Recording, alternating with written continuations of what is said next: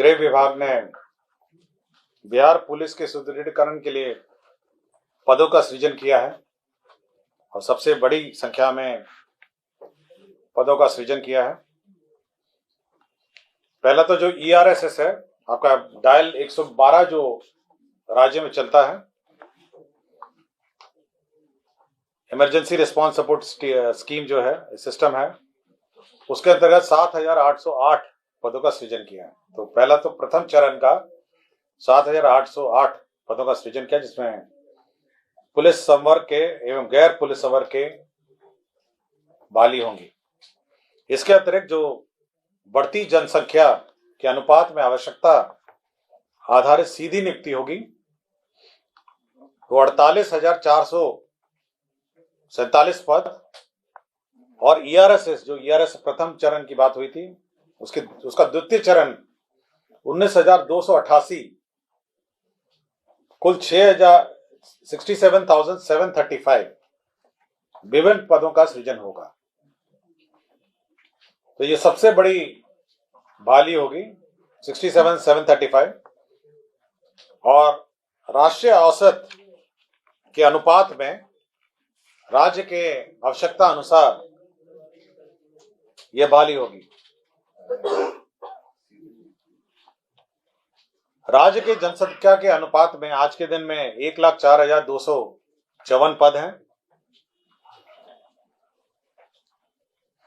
और इसी क्रम में ERSS के 7,808, ERSS के द्वितीय चरण 19,288, जनसंख्या के अनुपात में सीधी नियुक्ति 48,447, कुल 75,543 पद है। दोनों को मिला के आपका 75,543 पद हो जाते हैं। 67735 + 7808। तो ये सबसे बड़ी बहाली होगी, और ये विभिन्न चरणों में होगी।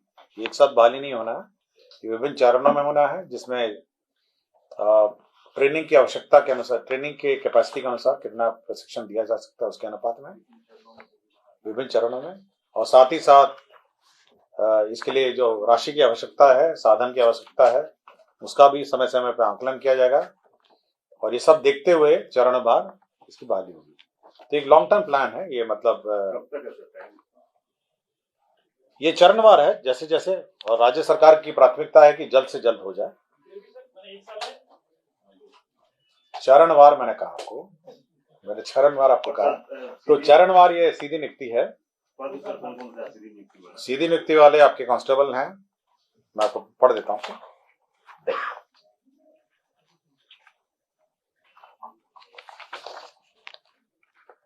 तो उसमें पुलिस निरीक्षक है, अवर पुलिस निरीक्षक है, सीधी वाले तो सिपाही चालक है, सिपाही हैं, हवलदार चालक हैं। सीधी नियुक्ति का मैं एग्जैक्टली पद पढ़ देता हूँ, ब्रेकअप है।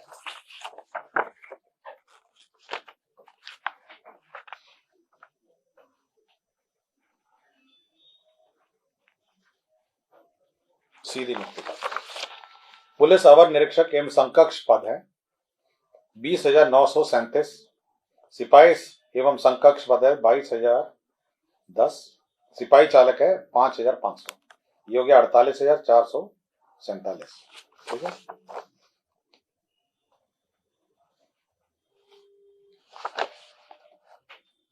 और ERSS के द्वितीय चरण वाले पद हैं, उसमें सिपाही है, सिपाही चालक है, और सहायक अवर निरीक्षक है। ये सारे हैं, ये पद हैं जो 19,288 है।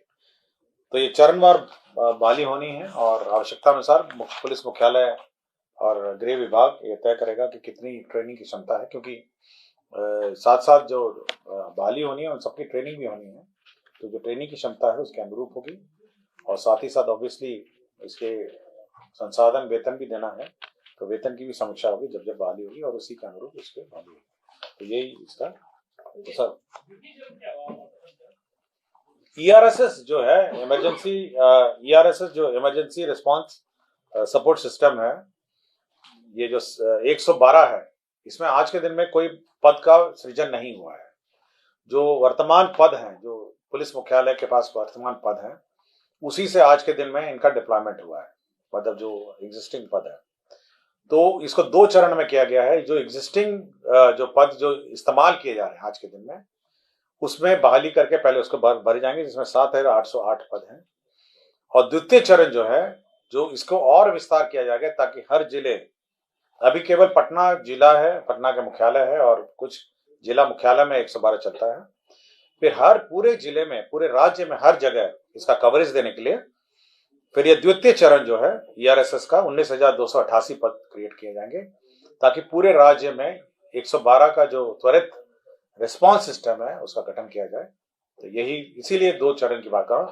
प्रथम चरण है जो आज के दिन में एग्जिस्टिंग है, जिसको वर्तमान पुलिस बल के माध्यम से किया गया है, और द्वितीय चरण है जो पूरा मैप है, पूरे राज्य में हर जगह इसको कवर किया जाएगा, तो द्वितीय चरण।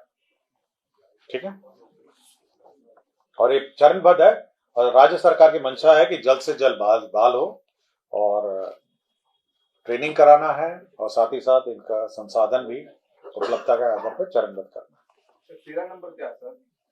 अभी ठहरी ना, लेकिन चलने दो।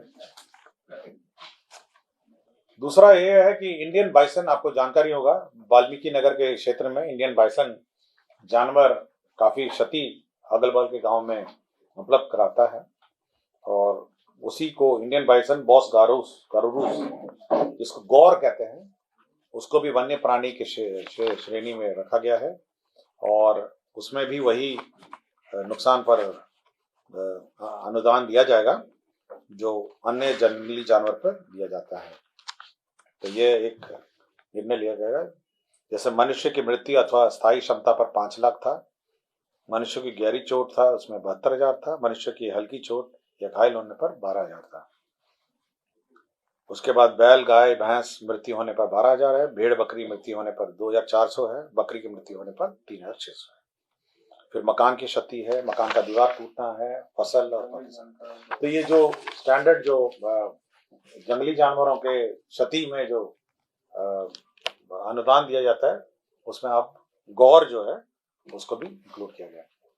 2,803 विद्यालयों में 50 करोड़ के रुपए के जो अनुरूप जो फर्नीचर, बेंच और डेस्क लगाए जाएंगे, और उसका कार्यान्वयन विद्यालय शिक्षा समिति के माध्यम से किया जाएगा। बिहार विद्यालय शिक्षा समिति हर पंचायत में जो गठित है, वे बेंच और डेस्क क्रय करेंगे, और 50 करोड़ राशि इस पर व्यय होगी। 50 करोड़ राशि। आपको जानकारी होगा जो तारामंडल है पटना मुख्यालय में, उसमें आपका इलेक्ट्रॉनिक कार्य चल रहा है, नया टेलीस्कोप का अधिष्ठापन किया जा रहा है, और साथ ही साथ अब इसकी एक गैलरी भी बनाई जा रही है, साइंस गैलरी है, स्टार्स और प्लैनेट्स की। तो 2,40,00,000 रुपए इसमें लगेंगे, और ये national council of science museum जो है इसको इम्प्लीमेंट कर रहा है, और ये राशि Bihar council of science and technology के माध्यम से विमुक्त की जाएगी। तो बिहार प्लानिटोरियम जो पटना स्थित तारामंडल है उसका सुदृढ़ीकरण। आपको जानकारी होगी जो इकोनॉमिक सर्वे और अन्य जो वित्तीय मामलों में जो रिसर्च किए जाते हैं, वो CPPF लोक वित्त एवं आर्थिक नीति केंद्र स्थापित थी वित्त विभाग के अंतर्गत, और ये आद्री के अंतर्गत ये स्थापित थी। अब आद्री की संस्था से इसको हटा के स्वतंत्र इकाई Bihar institute of public finance and policy बनाया जाएगा, एक इंडिपेंडेंट सोसाइटी, और ये आर्थिक जो नीतियां हैं राज्य की उस पर अध्ययन करेगी, समीक्षा करेगी और सुझाव देगी। ये वित्त विभाग के अंतर्गत ये सोसाइटी होगी, और इसके अध्यक्ष जो होते हैं वो अपर मुख्य सचिव, प्रधान सचिव वित्त विभाग रहते हैं, और इसका बोर्ड रहता है, इकोनॉमिस्ट रहते हैं। तो एक महत्वपूर्ण ये केंद्र रहेगा, और इकोनॉमिक सर्वे जो है यही संस्था गठन करती है। इकोनॉमिक सर्वे है और अन्य आर्थिक नीति पर रिसर्च। निबंधन कार्यालय है, उसका पुनर्गठन हुआ है। परसा, सोनपुर, पूर्णिया, बनमक्खी, समस्तीपुर, दलसिंह सराय, रोसड़ा, बीटा और दानापुर, इसका क्षेत्र का पुनर्गठन किया गया है इन निबंधन कार्यालयों का। यह मद्य निषेध उत्पाद एवं निबंधन विभाग का प्रस्ताव था।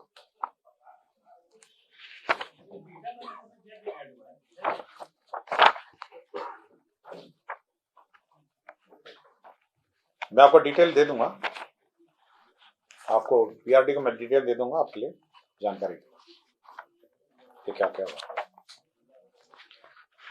डॉक्टर जय कुमार सुमन है, चिकित्सा पदाधिकारी, सदर अस्पताल औरंगाबाद। ये 2/7/2016 से अनधिकृत रूप से अनुपस्थित रहने का कारण सेवा से बर्खास्त कर दिए गए हैं। बिहार संवरणालय लिपिकीय संवर्ग नियमावली जो है 2011 में संशोधन हुआ है। इसमें प्रमोशन के जो पद थे उसमें कितने कितने पद ऊपर होंगे और किस प्रतिशत में होंगे ये निर्धारित नहीं था। तो ये निर्धारित किया, निम्न वर्ग लिपिक 60%, उच्च वर्ग लिपिक 25%, प्रधान लिपिक 10% और सहायक प्रशासी पदाधिकारी 5%। तो प्रतिशत का निर्धारण हुआ। बिहार विशेष सर्वेक्षण मानदेय आधारित संविदा नियोजन संशोधन नियमावली 2022 स्वीकृत की गई है।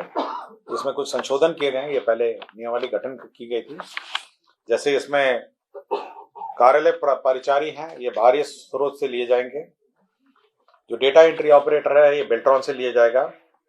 इसे सबसे महत्वपूर्ण, उसके बाद जो ये एक्सपीरियंस था आपका, जो इसमें मान्यता प्रताप, ये जो संविदा नियमावली में जो सर्वेयर का था उसमें एनसीबीटी एससीबीटी में जो मान्यता प्राप्त आईटीआई संस्थाएं हैं वहां से प्रशिक्षण प्राप्त योग्यताधारियों को लिया जाएगा।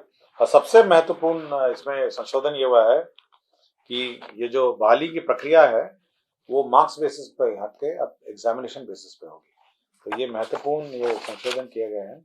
ये नियमावली 2022 विशेष सर्वेक्षण मानदेय आधारित संविदा नियोजन, ये सर्वे जो भू अर्जन का भूमि सर्वे चल रहा है उसी का बहाली है। इसमें मैं बता देता हूँ, पढ़ देता हूँ। इसमें विशेष सर्वेक्षण सहायक बंदोबस्त पदाधिकारी है, विशेष सर्वेक्षण कानूनगो है, विशेष सर्वेक्षण अमीन है, विशेष सर्वेक्षण लिपिक है और कार्यालय प्रचारी। बिहार सर्वेक्षण कार्यालय लिपिकीय संवर्ग नियमावली 2022 की स्वीकृति है। ये आपको पता होगा गुलजार बाग में सर्वे सेटलमेंट का जो रिकॉर्ड कार्यालय है वो मेंटेन करता है, रिकॉर्ड्स मेंटेन करता है। वही नक्शा वक्शा आपको मिलता है। उसी में जो संवर्ग है जो रिकॉर्ड कीपिंग करता है उसमें निम्न वर्गीय लिपिक, उच्च वर्गीय लिपिक, प्रधान लिपिक, सहायक प्रशासी पदाधिकारी, इन सबका जो नियमावली है वो स्वीकृत हुआ है। 13 नंबर में राष्ट्रीय खाद्य सुरक्षा अधिनियम 2013 की धारा 8 के साथ, ये राष्ट्रीय खाद्य सुरक्षा नियम में जो अधिनियम था उसमें यह था कि जो फूड सिक्योरिटी एक्ट में यदि कोई ये कंडिका 4 है, food security public distribution act है, इसकी अधिसूचना है। ये इसमें जो allowance food security allowance rules है 2015 है, उसके रूल 4 में यदि कोई food grain non supply food grain किसी की गलती से नहीं होता है तो उसको अलाउंसेस देने का प्रावधान है। तो इसमें 1.25 गुना राष्ट्रीय खाद्य सुरक्षा अधिनियम, मतलब जो न्यूनतम समर्थन मूल्य है उसका 1.25 टाइम्स उसको भुगतान करना पड़ेगा। सपोज कोई व्यक्ति आता है और उसको खाद्यान्न नहीं मिलता है तो उसको 1.25 टाइम्स गुना उसको खाद्यान्न देना पड़ेगा यदि किसी की गलती है। इसके जो उसका एंटाइटलमेंट है उसको आप अगर न्यूनतम समर्थन मूल्य से मल्टीप्लाई करिए और साथ ही साथ उसको 1.25 से मल्टीप्लाई करिए। इसके लिए उसको शिकायत पहले करना पड़ेगा। उस शिकायत की जांच होगी कि किस कारण से नहीं मिला। जिसने नहीं दिया उसकी जवाबदेही निर्धारित होगी और उसके बाद इसका भुगतान का ऑर्डर किया जाएगा। जिला पदाधिकारी के व्यथित व्यक्ति के मामले में समय जांचोपरांत जिला पदाधिकारी द्वारा अधिकतम 15 दिन के भीतर खाद्य सुरक्षा भत्ता के भुगतान का आदेश पारित किया जाएगा। तो डीएम साहब पारित करेंगे। यदि कोई व्यक्ति इससे असंतुष्ट है तो वो इस पर अपील भी कर सकता है। तो सपोज आपको 25 किलो मिलना था, आपको 20 मिला, 5 किलो आपका घट गया, तो उस घटे हुए मात्रा का भी ये मल्टीप्लिकेशन फैक्टर है। न्यूनतम समर्थन मूल्य मल्टीप्लाइड बाय 1.25 उसको भुगतान हुआ। लेकिन इसकी प्रक्रिया है, उसको पहले कंप्लेंट करना पड़ेगा, उसका जांच होगा, जांच में संबंधित पदाधिकारी पर जवाबदारी निर्धारित की जाएगी और उसके बाद भुगतान का आदेश दिया जाएगा। ये प्रक्रिया भी है इसमें। ऐसा नहीं है कि आपको नहीं मिला तो आप हकदार और हकदार हो जाएंगे, लेकिन आपको जांच के पश्चात ये कार्रवाई की जाएगी।